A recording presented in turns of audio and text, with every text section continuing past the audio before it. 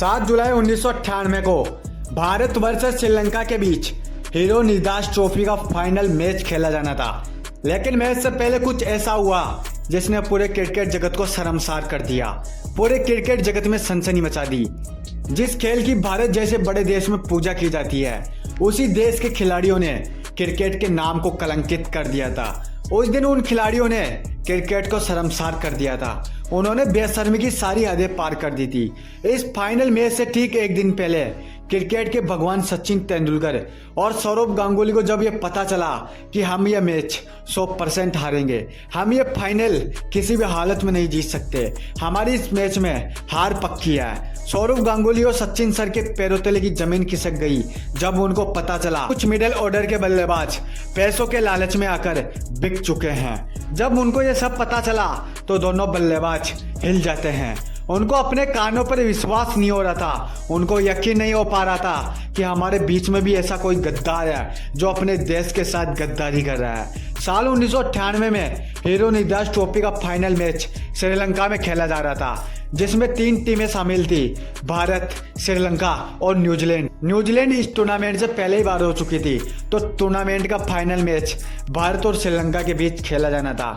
यह final match 7 जुलाई 1998 को खेला जाना था। लेकिन मैच के ठीक एक दिन पहले सचिन सर को जब यह पता चला कि हमारे मिडिल ऑर्डर के बल्लेबाज मैच फिक्सरों के संपर्क में हैं, तो वह काफी निराश हो जाते हैं। सचिन इस फाइनल मैच को किसी भी हालत में हारना नहीं चाहते थे, क्योंकि इस फाइनल मैच की ट्रॉफी का इंतजार करोड़ों हिंदुस्तानी कर रहे थे।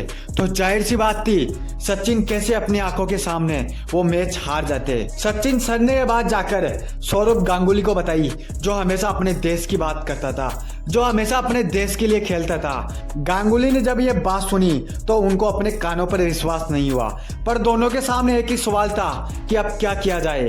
कुछ देर बातचीत करने के बाद दोनों के दोनों उस समय के तत्कालीन भारत के कोच अंजुमन गायकवाड़ के पास गए और उनको ये सारी बात बताई।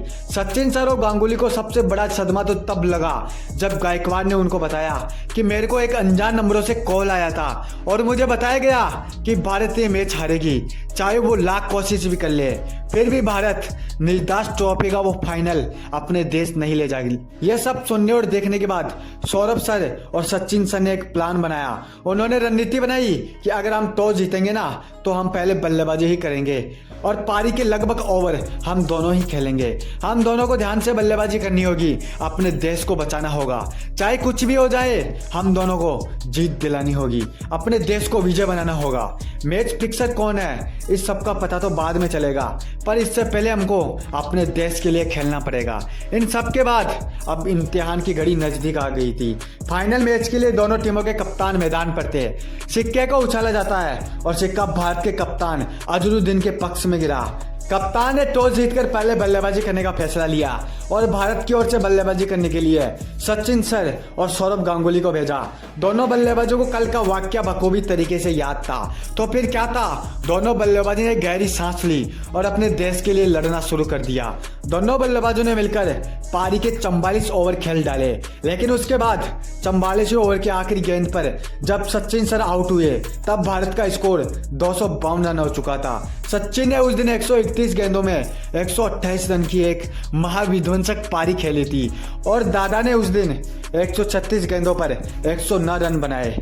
दोनों बल्लेबाजों के आउट होने के बाद वैसा ही हुआ जैसे भारत के कोच को एक दिन पहले कॉल पर बताया गया था।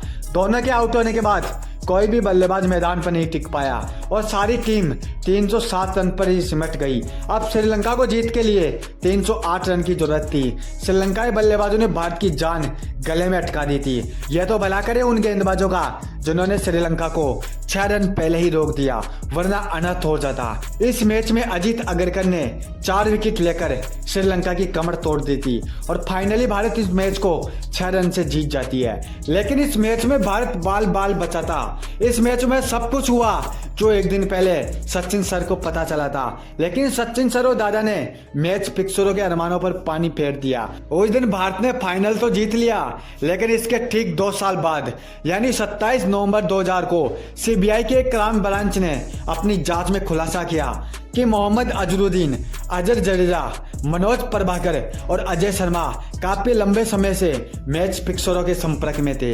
सीबीआई ने अपनी जांच में उन गद्दारों का नाम सामने ला दिया था जिन्होंने उस दिन अपने देश के साथ गद्दारी करने की कोशिश की थी।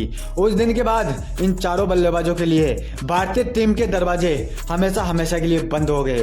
दोस्तों, इस मैच में मैच फिक्सिंग से जुड़ी पूरी कहानी हम अपने वीडियो के दूसरे पार्ट में लेकर आएंगे, जिसमें आपको विस्तार से पूरी सच्चाई समझाई जाएगी कि आखिर ये मैच फिक्सरों की कहानी कहां से शुरू हुई और कौन कौन इसमें शामिल था। तभी के लिए आप हमारे चैनल को सब्सक्राइब कर लेना और वीडियो को लाइक जरूर कर देना। और मिलते हैं वीडियो के दूसरे पार्ट में।